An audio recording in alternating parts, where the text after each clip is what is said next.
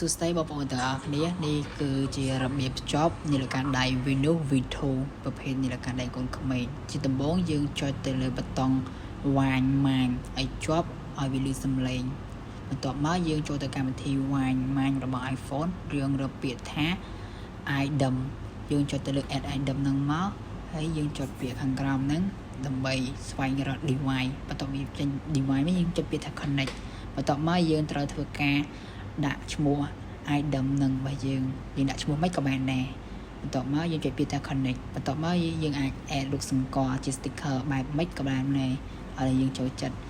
ហើយយើងចុចពាក្យថា connect ទៀតមកបន្ទាប់មកយើងចុចពាក្យ agree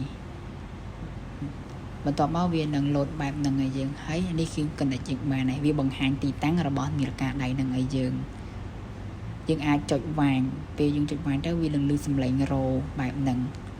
ហើយវាបង្ហាញផែនទីតាំងរបស់នាឡិកាដៃរបស់យើងហ្នឹងនៅលើ